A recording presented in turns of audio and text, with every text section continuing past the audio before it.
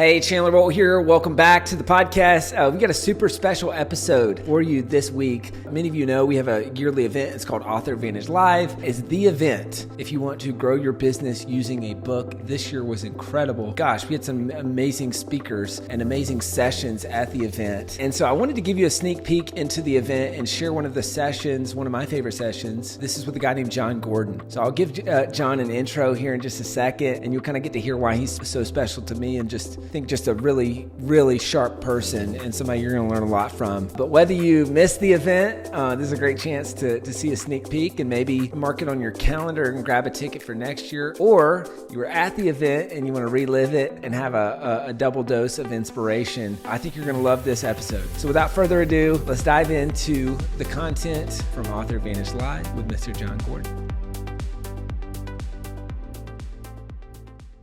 I've been so inspired by his books. I've been so inspired by his speaking. I'll never forget, my mom and dad went to this conference, probably 5-10 years ago, and they said, we saw this guy speak, and it was incredible. And I mentioned that to a friend, a mutual friend, and they were like, yeah, I think he was sick, and we were really hoping to get our book signed. And then our mutual friend talked to Jon, and Jon signed books to send to my parents. This is like 5-10 years ago. This is like the character of the guy that you're about to hear from and the guy that you're about to learn from. So Jon Gordon is our next speaker. He is a leadership author. He's a speaker. He's a consultant. He's worked with some of the biggest companies, brands that you can think of, CEOs in the NFL, NBA, Major League Baseball. He's does a lot of work with my Clemson Tigers, which I obviously love, with Davo. He's got great books. Maybe you've read them. They're called The Energy Bus, The Power of Positive Leadership, Positivity is a Competitive Advantage. He's got so many awesome books. He's an incredible speaker. He's written 30 books and just published at a high level. He's a great speaker, runs great conferences. I can't say enough good stuff about this guy. So join me. Let's give an Author Advantage Live welcome. Come on now from Mr. Jon Gordon. Woo. Thank you, Chandler. Thank you. So great. It's so great to be with everyone and an honor to be with you. I didn't remember that story about your parents. That really means a lot. And this is incredible. What an amazing group that we have here today. And you know what? Yes, I've written 30 books. Yes, they've sold a lot of copies. We're in the millions now. But I also remember when I just got started. I truly remember just beginning and what that felt like. And right now there's a choice, right? Do you get published?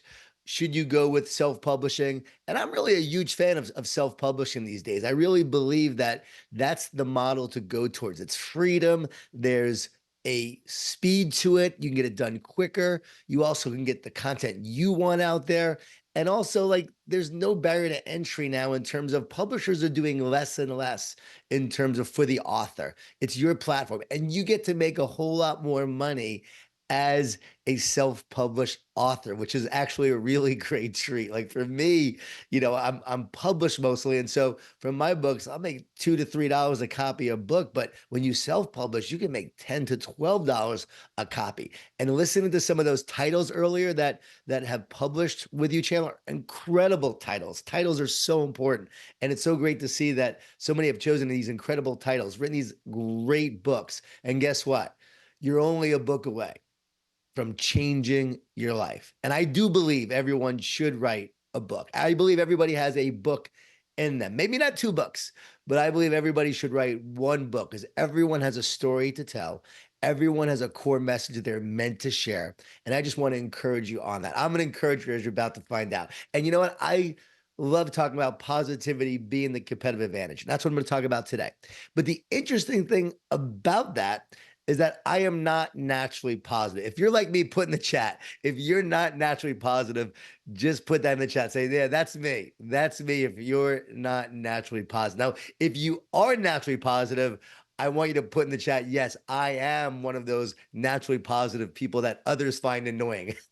I'm totally kidding. But yeah, just say, I am the positive one. Put in the chat, I am the positive one if you are one of the positive people. And so I grew up in Long Island, New York, in a Jewish Italian family. A lot of food, a lot of guilt, a lot of wine, a lot of whining. And my dad was a New York City police officer, undercover narcotics.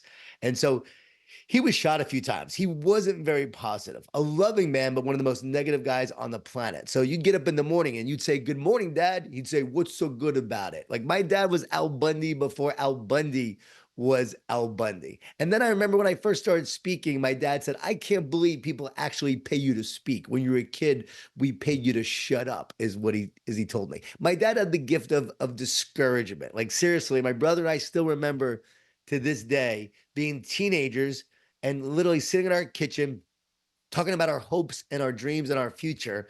And my dad said, "Yeah, I can see it now. The law firm of useless and useless.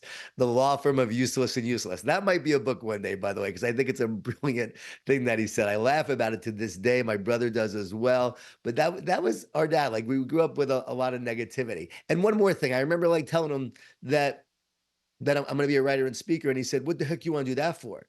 That's a load of junk. That won't amount to anything. That's a waste of time." He said, "Just focus on your restaurant." At the time, I owned a Moe's Southwest Grill.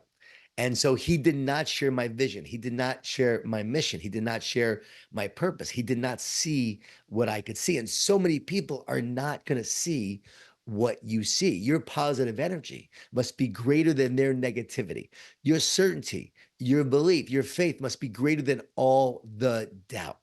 You see, the reason why I was telling him I want to be a writer and speaker, because what happened was I was so miserable and negative growing up. I was struggled so much with my mental health and challenges along the way as a Division One athlete and still struggling on the field. And then an entrepreneur in my 20s and running for city council, going door to door, trying to win an election, and then losing in the last couple of days and having that failure and challenge at 26 years old, thinking my life was over, but then realizing sometimes you have to lose a goal to find your destiny, and then going to law school, and then dropping out after a year and a half of law school, and then going to work for a .com, thinking I'm going to make my fortune. And all the while, I have a couple of places in Buckhead that I owned since I was 24 years old, bars and restaurants and so forth.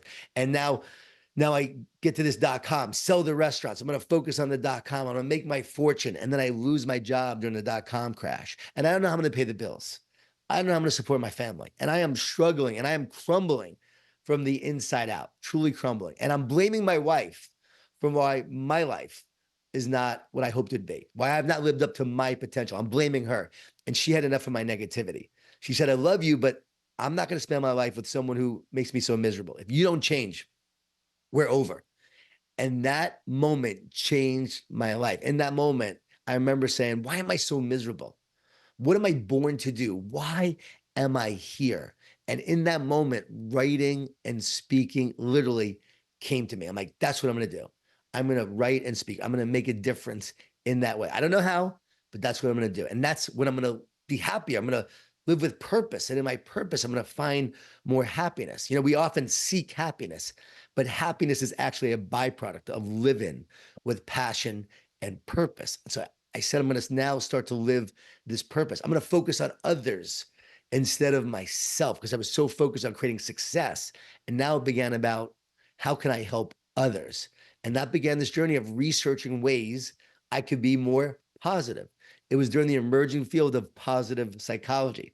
So now I began practicing these ideas like you can't be stressed and thankful at the same time. If you're feeling blessed, you won't feel stressed. So every day I began taking these walks of gratitude day in and day out. I highly recommend them. They rewired my brain from negative to positive, changed my life. Over 20 years now, I've been doing these walks, and every day I was doing that. And then I began a weekly positive tip. All the way back in 2002, I began a weekly email newsletter, one of the first of its kind, right? Now everyone has one, but I began doing that years ago. And I was sharing these tips of what I was learning and how positivity was impacting my life.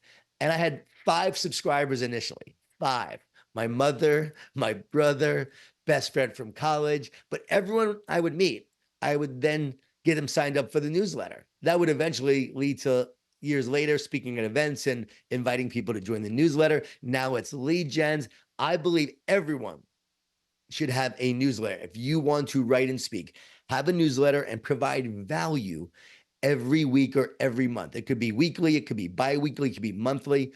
monthly should be the least amount you do it, but definitely at least monthly. And you're sharing a value with your audience. You're not looking for anything, you're just sharing value. And that was my goal back then. Like, just share value. Looking back, it was the smartest and best thing I've ever done. That newsletter list is over 500,000 people now, of loyal, engaged readers who now, every time a book comes out, we share it and then they go out and get the book. It's built a regular, loyal, engaged following because I provided so much value. So I think that's really key, being consistent with that. And I write that newsletter literally every week for the last over 20 years now, 22 years since 2002.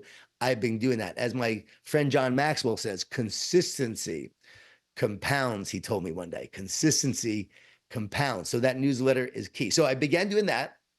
And now, as people were reading my newsletter, they started sharing it with others.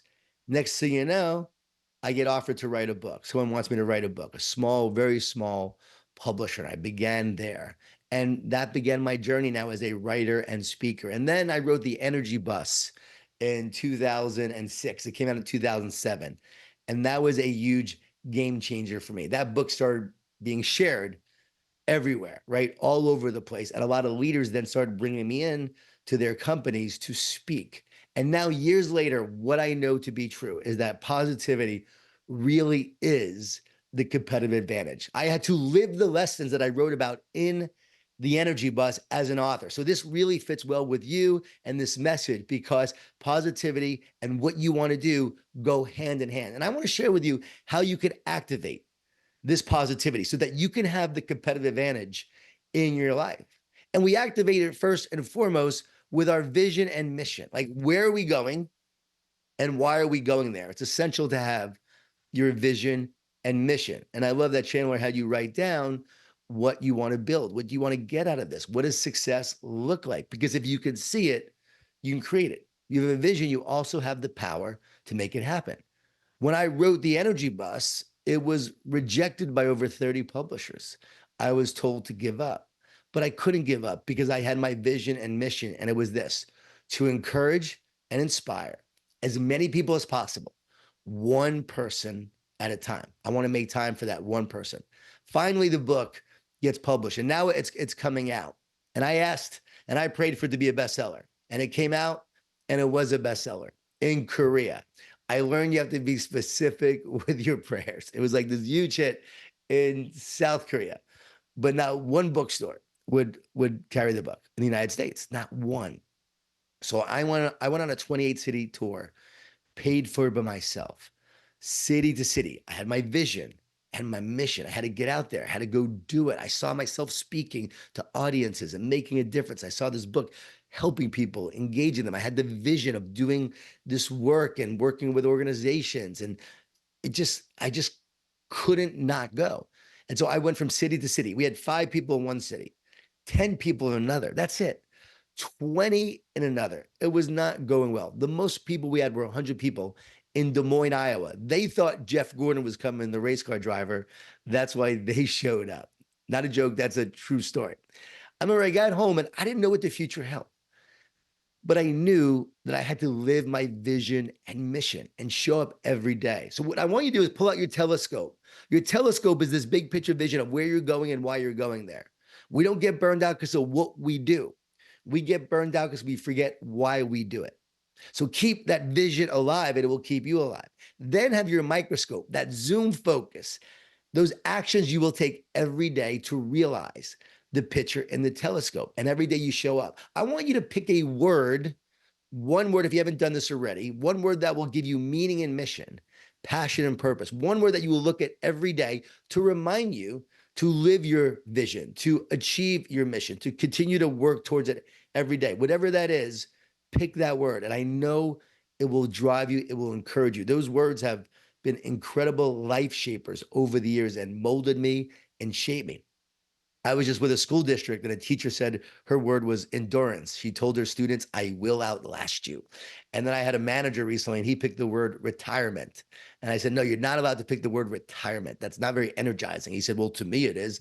And I made him change it to finish. And he said, you know what? I'm going to finish strong in my career and my work and the impact that I want to have. What word will drive you? and mold you and shape you to be all that you're meant to be. This is how we create a crystallized vision and mission, and we can make it real, not some ethereal thing that we just look at once and then we forget along the way. You got to keep your vision alive, and it will keep you alive. So that's how we activate this competitive advantage. We keep the vision and mission alive, and we focus on it. I had to do that, right? I got back from that tour. It wasn't successful, but I knew every day I was just going to show up. It took 5 years for the Energy Bus to become a bestseller. 5 years of just working and living it and breathing it and showing up. And now that book has sold over 3.5 million copies.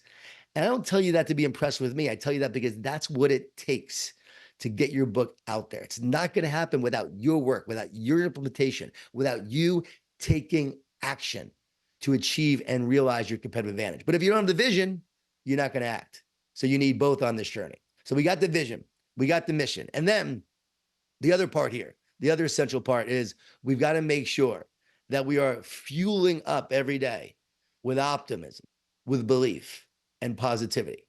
There's research from Duke University that shows that optimists work harder, get paid more, and are more likely to succeed in business and sports. And what these researchers found was that these optimists, because they believed in a brighter and better future, they took the actions necessary to create it. It became a self-fulfilling prophecy. So often what you believe determines what you create. I want you to put in the chat right now, do you believe that you could be successful as an author? Do you believe that you can create a future doing this work? Do you believe you have something important to say that others, if they read it, will benefit from it? Do you believe that? What we believe is so important. Our thoughts, our beliefs determine the life that we create. Great example of this, Dr. James Gills, the only person on the planet to complete 6 double Ironman triathlons. Double Ironman, which means you do an Ironman, a day later you do another one, and the last time he did it, he was 59 years old. 59, I can't even swim the length of a pool. And he was asked how he did it. He said this, I've learned to talk to myself instead of listen to myself. He said, if I listen, I hear all the fear, the negativity, the doubt, all the reasons why I can't finish this race. But if I talk to myself, I could feed myself with the words and the encouragement that I need to keep on moving forward. How many of us need to talk to ourselves instead of listen to ourselves? I really believe we all do it. If you're not raising your hand, you just don't feel like raising your hand, because we all need to talk to ourselves to give ourselves the life and the encouragement that we need to keep on going forward. The word encourage means to put courage into. So when you're encouraging yourself, you're putting courage into yourself. When you're encouraging others, you're putting courage into them. We've got to encourage ourselves even more than ever. And I realized this even a year and a half ago with my wife, Catherine, and Chandler's met my wife, Catherine. Some of you have. My wife, about a year and a half ago, she was being really negative, and I have permission to tell you this story. She was being really negative, and she's usually the positive one. I'm actually the one who's been more negative in the past. And now she's like, I'm getting old. My body's breaking down. She said, I'm sore all the time. I work out, it doesn't work. I try to lose weight, it doesn't work. She said, it's just hopeless. I should just give up. I'll never be like I was when I was younger.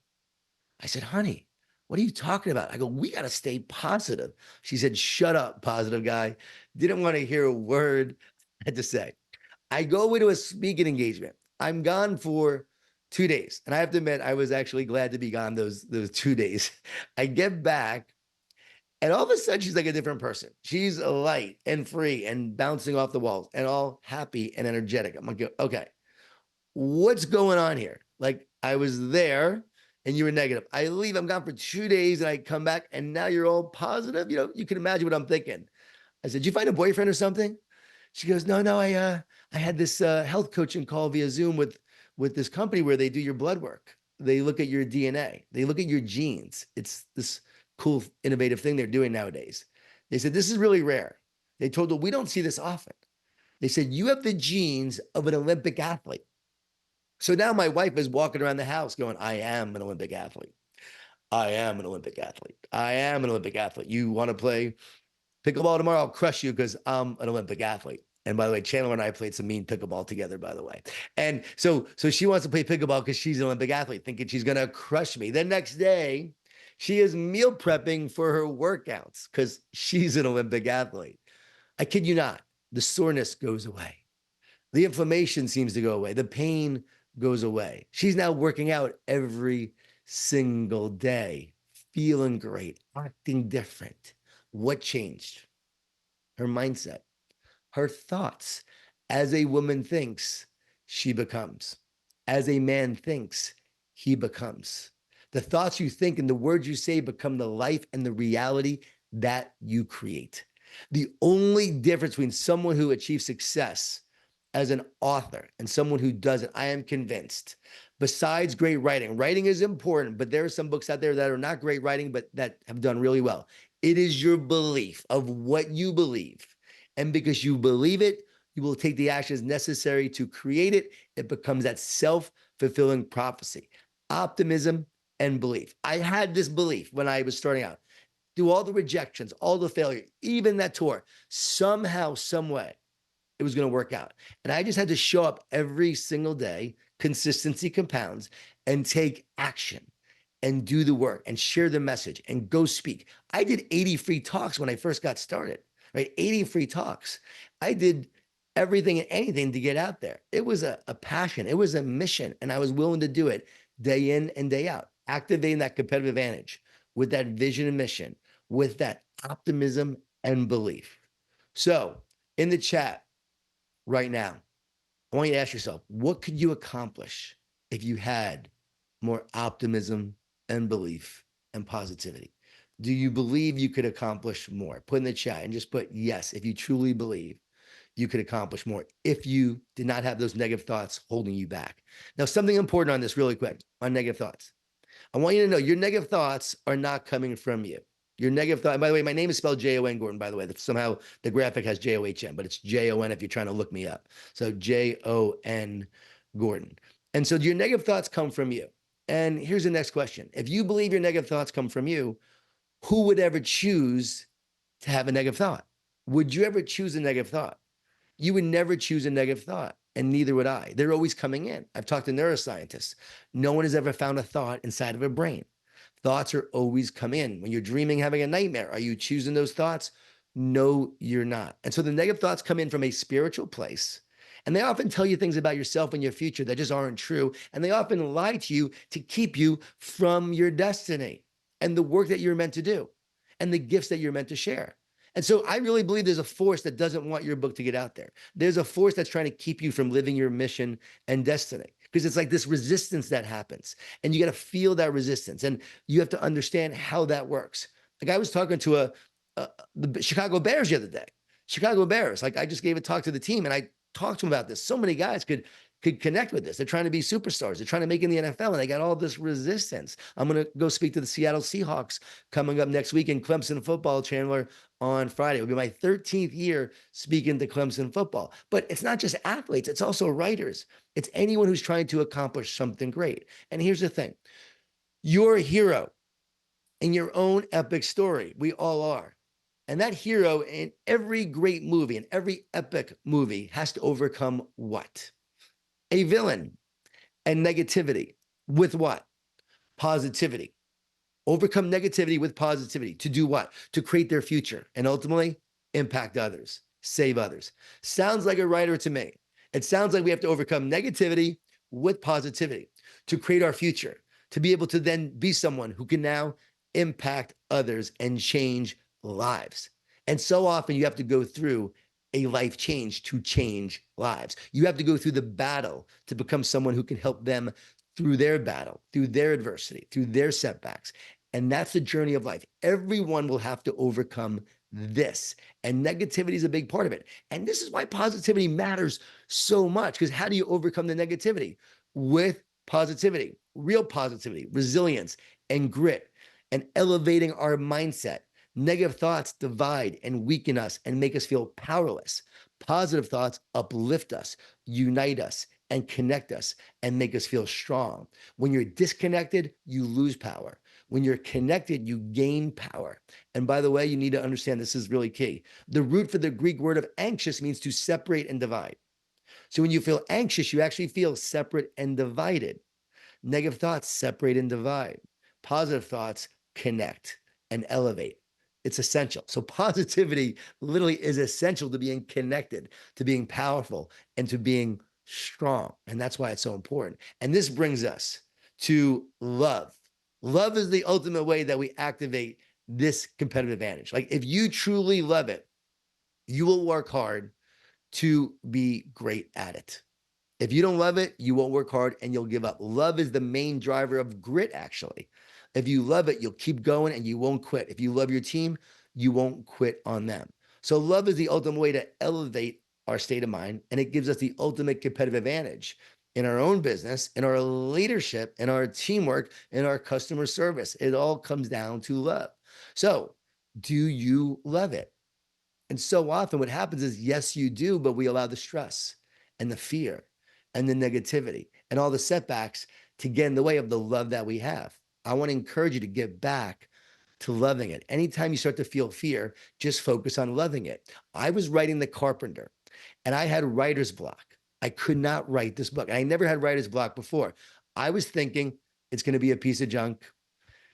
People are going to say my best work was behind me. And I don't know if I'm going to be able to write again. I was literally having all this fear. And then one morning I woke up. It was the greatest gift with the truth. I really believe it was a gift from God. Love casts out fear. Jon, all you got to do is get back to love and writing. That's how you wrote The Energy Bus. Love the reader. Love that reader that you're writing for, and love the process. And spiritually, for me, it was to love God and just focus on that. If I do that, I focus on love and I receive love, then fear will have no power over me. I wrote that book literally in 2.5 weeks.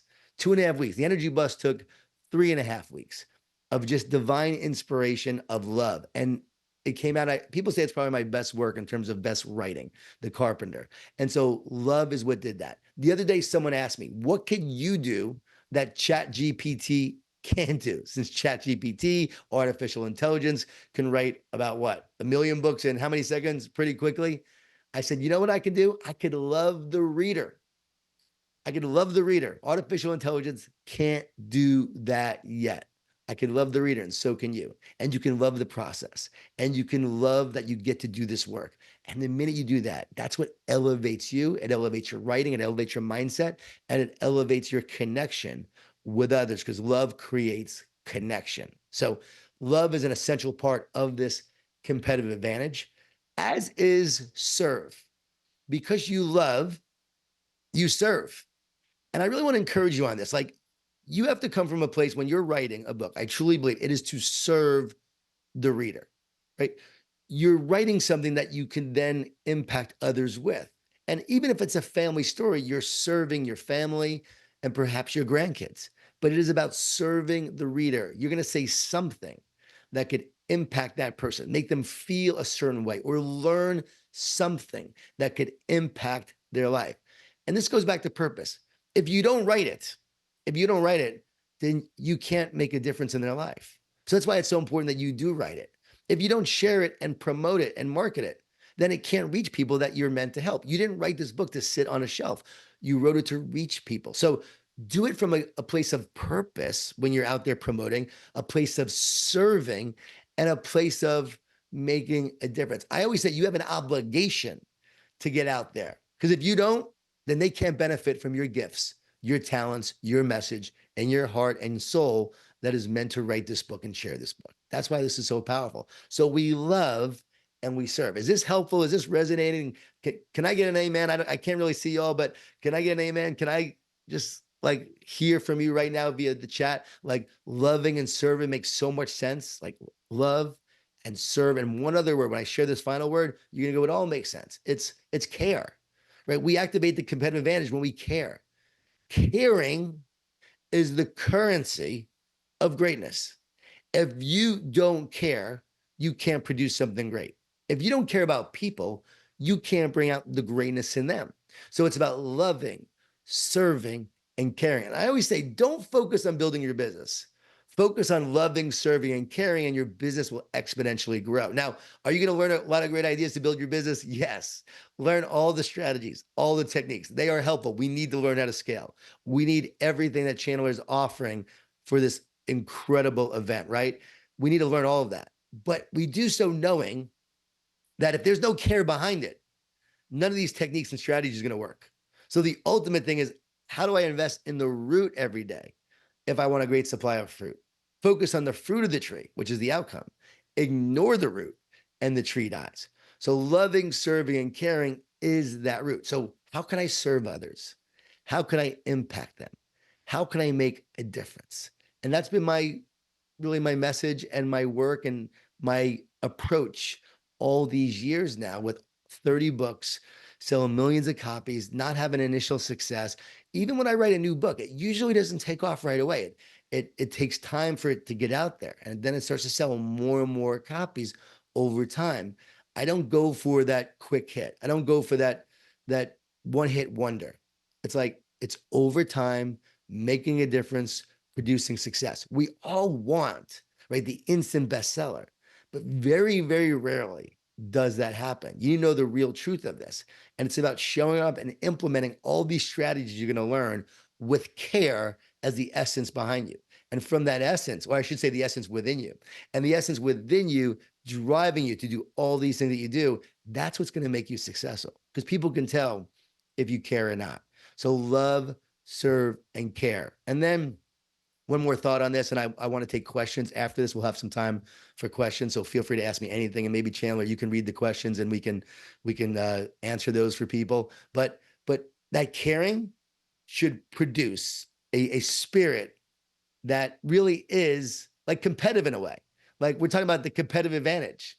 Yeah, you should have a spirit that produces this competitive advantage, and that spirit is something that you have to fuel every single day.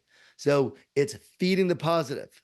It's uplifting your mind and soul. It's encouraging yourself and others, and it's loving it on a daily basis. It's fuel.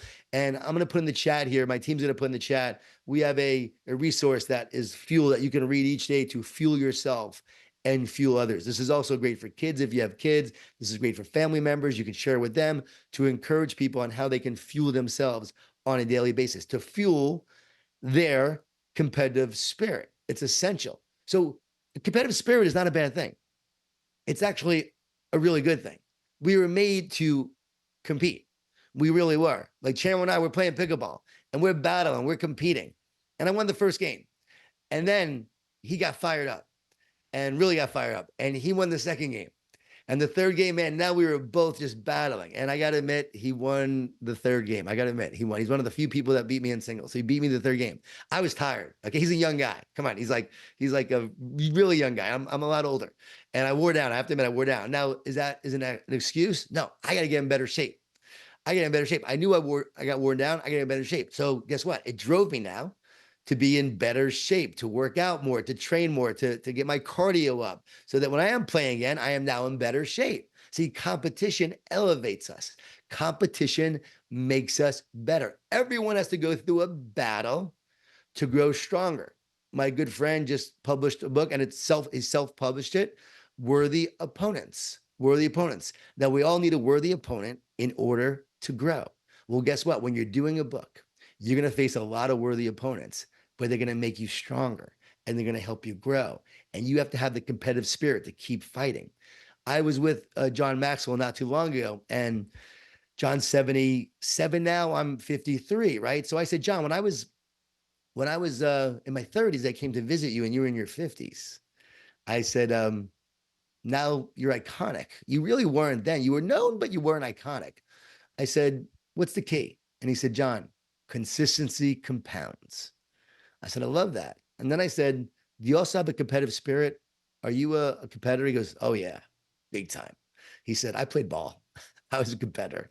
And it translates into this. I know a ton of pastors. They're the most competitive people I know. And so they're competitors, but now they have a different scoreboard. Their scoreboard is about making a difference. It's saving lost souls. It's helping people get closer to God. That's their measure of success now. So they're out there competing and battling and fighting. So I believe that you have two scoreboards. That's part of your competitive advantage and part of your competitive spirit. You're meant to go through the battle and fight, and because you want to win.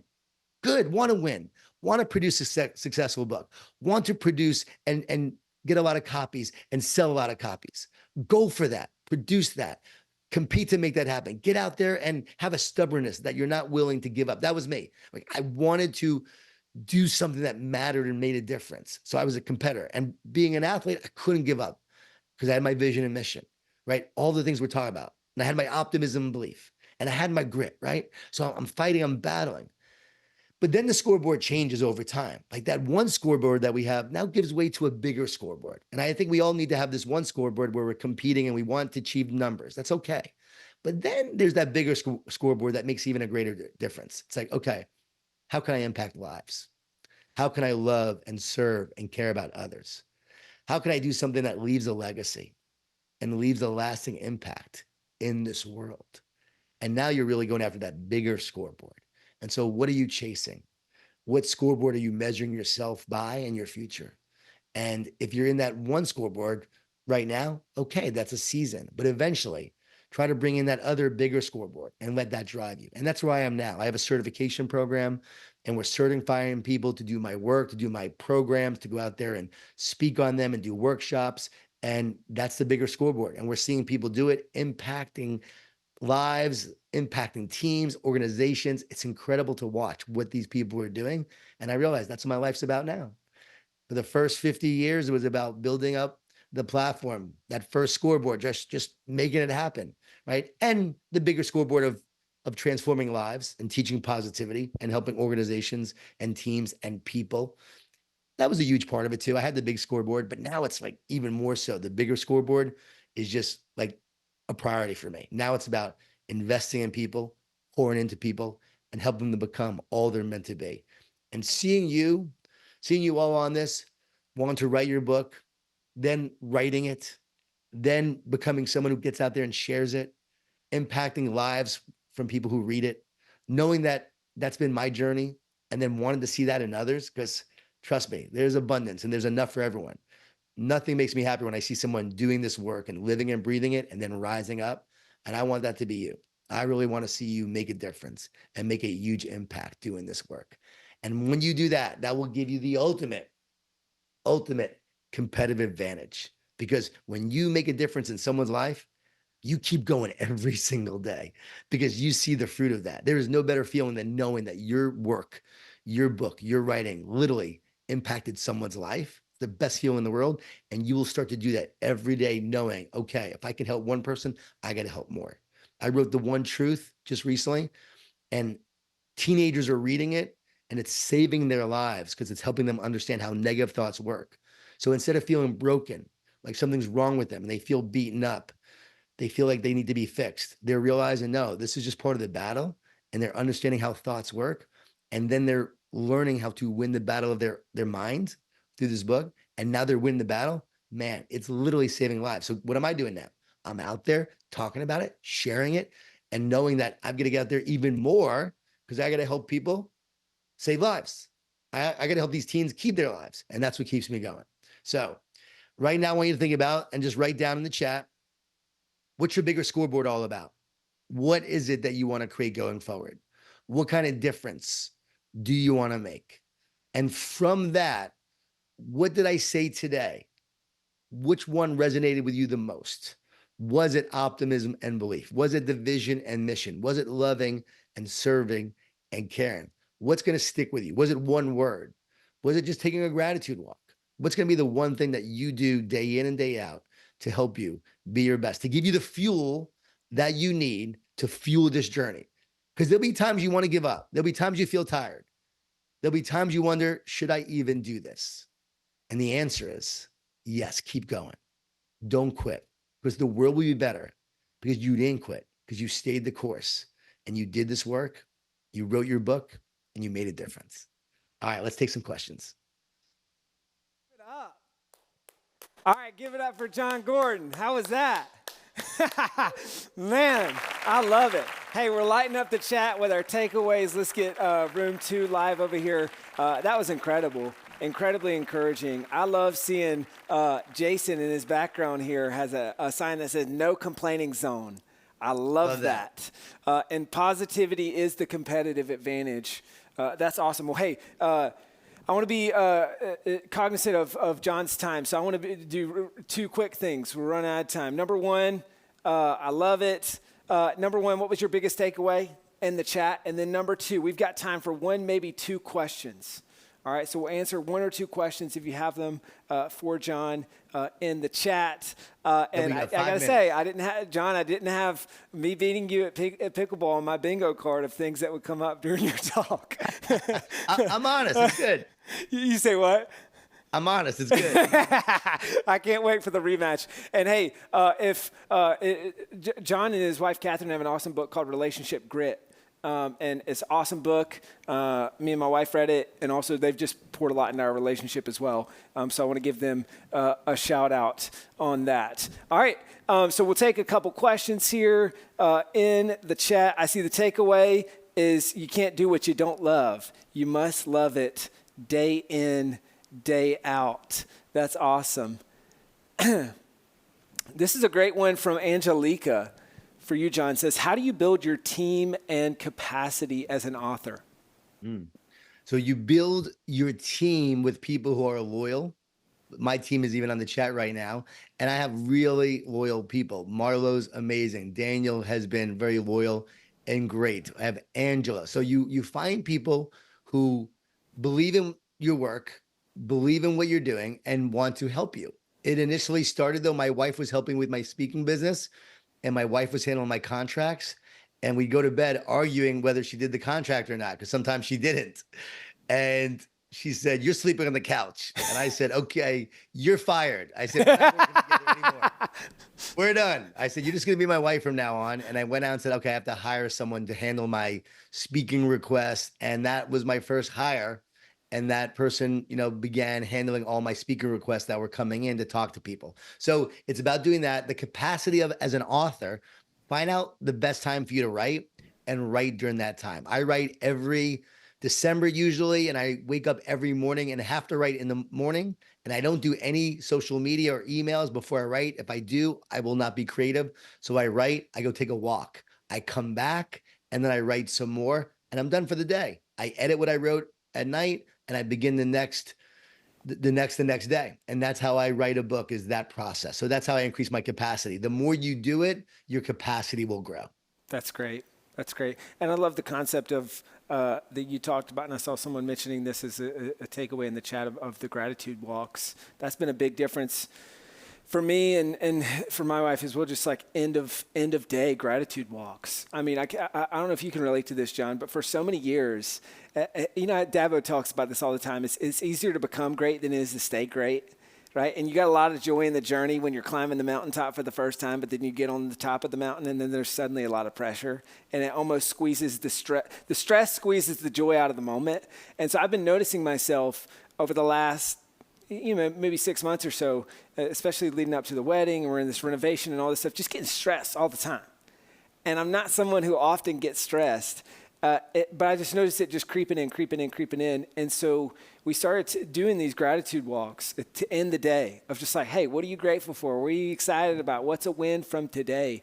And just the difference when you're looking for the positive, like in everything that you teach. I mean, it's just made a huge difference in just how I'm seeing the day, right? And so I want to give a lot of just gratitude and appreciation to you for that, and to the person who asked about building a team, and obviously Jon just spoke on that. The book, you can see it over his left shoulder, The Power of Positive Leadership. Really, really great book on becoming a better leader. And so highly recommend that book. And I want to wrap up with this, Jon. I know that your team dropped a link in the chat for folks who want to subscribe to. I think it's the Positivity Newsletter. But where's the best place for people to go to find out more about you, to check out your books, that sort of thing? Just Instagram or Twitter at Jon Gordon 11, Jon Gordon 11. And our website is jongordon.com, jongordon.com. And I just want to say, we got to congratulate. I don't know if they have yet, Chandler, but you're married. This is amazing. Come on, you and Aubrey. Let's. I'm a month in. Yes, let's give a big hand, everybody. Let's give a shout out to that. That's a huge deal. I'm banking on him getting a little more, just staying around the house more, just being a little more homebody, so he's not going to be as competitive on the pickleball court. That's my hope, is that'll slow down a little from mixed doubles rematch. Let's do it. Hey guys, give it up for Jon Gordon. Love it. Jon, thank you so much.